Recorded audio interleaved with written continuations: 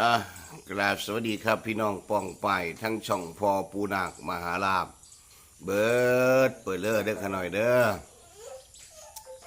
เอาเสาร์นี้เฮามาพบพอกันเช้าวันจันทร์ที่6เดือนกรกฎาคมพุทธศักราช2569พี่น้อง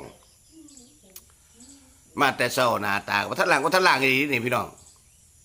ผ่าเส้นหนามานั่งคุยกับพี่กับน้องกับป้ากับลุงเพราะว่าสิฟ้าไปส่งหลานไปโรงเรียนเพราะว่าสวยมากมื้อนี้ก็จะมีภารกิจมีธุระพาปังไปอีกหลายหม่องหลายทีเนาะพี่น้องปองไปเนาะเป็นยังไงเนี่ยเนาะพักกันหมาเนี่ยบ่เนาะพักกันหมาเนี่ยบ่เนาะ3 มื้อต่อกันเน่พอผู้นาคเลขลาววันพุธพฤหัสศุกร์ที่ผ่านมา3 มื้อต่อกันพี่น้องมื่อนี้ก็หวังว่าคือสิได้แรงเชียร์แรงใจจากFCแฟนช่องเทพบุตรทั้ง5เทวดาทั้ง4เท่านี้นางน้ำคือสิมาคำซอยคู่อยู่ดอกน้องมื่อนี้เนาะมื่อนี้ก็มีแนวทางลาวพัฒนามาฝากพี่ฝากน้องฝากป้าฝากลุงเฮาคือเก่านั่นละเราก็ถามว่าพอผู้นาคไปใส่ก็ยังไปเห็นอยู่พูนวัดป่าเมืองหอกเมืองเหืองพอผู้นาคไปหากราบพระเด้อพี่น้องเด้อสุขภาพพอผู้นาคบดีทั้งสุขภาพกายภาพอะไรต่างๆนั่นแหละบดีก็เลยไปหากราบกราบพระไปพ่อแม่ครูบาอาจารย์ซอยนำคำสู้หนุนดอกหนุนดวงแน่แล้วก็ไปซักหยอกซักยันให้ลูกศิษย์ลูกหาอยู่จังหวัดบึงกาฬไปเจิมร้านให้เขาอยู่บึงกาฬแล้วก็ไปนครพนมพี่น้องเมื่อนั้นเนาะ2-3 มื้อต่อกันอยู่บึงกาฬก็ได้นี่ก็สิได้ไปอยู่อาจจะเป็นอาทิตย์หน้าเรียกก็เลาะใกล้เลขออกพุ่นละพี่น้องก็สิไปเด้อพี่น้องเด้อก็สิไปเด้อพี่น้องเด้อมื้อนี้เฮากะมาบอกเรื่องเลขเล่าเฮาต่อนะพี่น้องเนาะคือนี่พ่อปู่นาคได้นิมิตถามว่าผู้ลางคนว่าเลขที่มาที่ไปของพ่อปู่นาคน่ะมาจากไสพ่อปู่นาค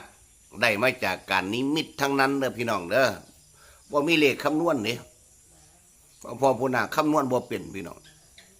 ทันเทวดาเพิ่นบ่ให้ก็คือสิบ่ได้เทวดาเพิ่นก็ให้นิมิตมาก็ให้เป็นตัวเลขแน่เฮาก็มาตีเอาแน่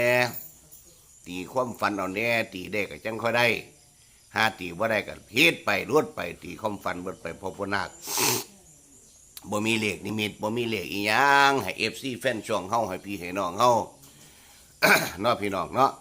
ก็ดีใจนะFCแฟนช่องหนูเพื่อเพิ่นได้แล้วทำบุญจะได้มีทุนต่อพอปู่นาคก็บ่เอาไปใส่ดอกพอปู่นาคนะพอปู่นาคได้มาแล้วก็เอามาซื้อผลไม้รากไม้ผลไม้เครื่องดื่มเครื่องอีหยังต่างๆถวายพระพุทธพระธรรมพระสงฆ์คุณแม่บุญเรือนตรงบุญเติมปู่ศรีชโทย่าศรีปทุมมาต่อถึงบรมครูเทวบุตรเทวดาผู้ที่ปกปักรักษาอยู่ในลานถ้ำแห่งนี้เนาะพี่น้องเนาะเพราะฉะนั้นแล้วก็ต้องขอกราบขอบพระคุณเพราะฉะนั้นแล้วก็ต้องขอกราบขอบคุณFCแฟนช่องเป็นอย่างไรเข้ามาแล้วก็อย่าลืมนะพี่น้องเด้อ1กำลังแรงแชร์แรงใจนะกดซับสไครต์กดไลค์กดแชร์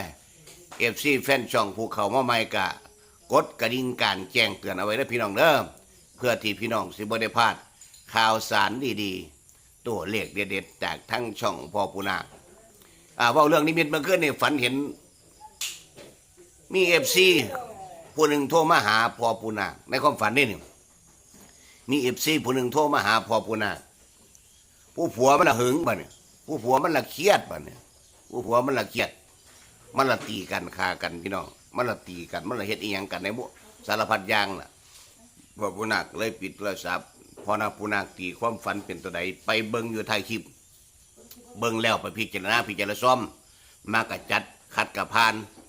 หรือมาให้กำลังแรงเชียร์แรงใจสำนีพอผู้นาคก็ดีใจไปเบิ่งใต้คลิปแล้วพี่น้องเด้อเอาพอผู้นาคถือโอกาสล่าพี่ล่าน้องล่าปานลุงมือแรงกะ2 ถึงเพิ่งกะให้มันอย่าลืมว่ามันเป็นแค่แนวทางนะพี่น้องเด้อเอาสบายดีพี่น้องสบายดี